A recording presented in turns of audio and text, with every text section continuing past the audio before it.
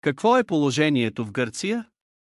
Държавата и хората се задъхват от зависимостта на страната от чужди центрове и техните местни слуги, които водят до унищожаване на съществуването ни, като народ и като държава. Националният ни суверенитет беше предаден на международни лихвари след унизителното подписване на договора за заем през 2010 година и изпълнените меморандуми. Спасителите на нацията взеха властта, като увериха хората, че пари има, но последвалите ги също обещаха да анулират или да скъсат меморандумите. Така народът ни беше доведен до насилствено обедняване, а страната ни до тотална разпродажба.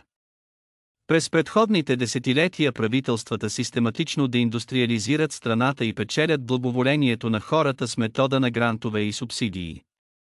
Последният удар дойде, когато правителството дори не уважи референдума и хората вече бяха напълно разочаровани и напълно безсилен. Те превърнаха гражданите в апатична маса в подготовка за безропотното приемане на предстоящото раздаване на най-ценните и полезни производствени, социални и всякакъв вид ресурси на страната ни в полза на наднационалните капиталисти и техните местни слуги. Страната ни сега е на ръба на пълно разпадане, а нацията ни в историческо унищожение. Националното възстановяване и рестартирането на всички производителни сили на страната ни са необходими както никога досега. Хората вече ясно говорят за борба с цел победа и сваляне на политическата върхушка, управлявала страната ни от десетилетия.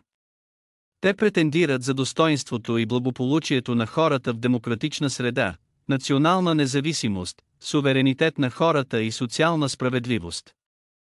Те смятат, че Конституцията, макар и превърната в оръдие на управляващите, е била нарушавана многократно от заклети политици, които публично са го признали. Конституцията трябва да бъде променена и да включва възможността за отмяна и отчетност на институционалните участници.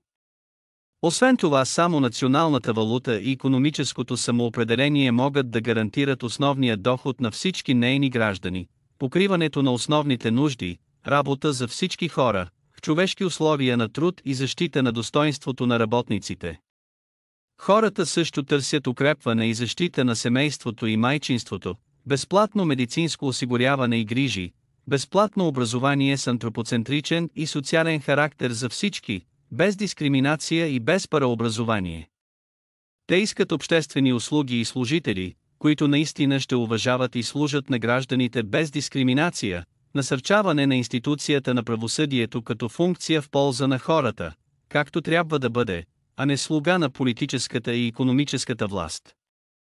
Те искат продуктивно възстановяване и развитие, водоснабдяване, електрификация, пристанища, летища и като цяло стратегическите предприятия, които покриват основните нужди на хората, но и сигурността на родината, да принадлежат на хората с обществен характер и силен държавен надзор и използване на източниците на страната, произвеждащи богатство в полза на хората. Те искат взаимно изгодни отношения с съседните народи в посока на създаване на безопасно и приятелско съжителство, дипломатично използване на всяка възможна връзка между народите, но и възпираща сила срещу всяка вражеска позиция. Със силна национална отбрана, укрепване на армията и националната отбранителна индустрия.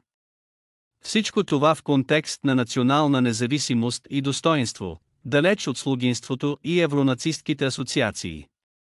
Народът е готов да се бие с единство и организация, със съзнателна дисциплина, защото това е единственият начин да си върнем родината, да си върнем достоинството и гордостта си като гръцки граждани.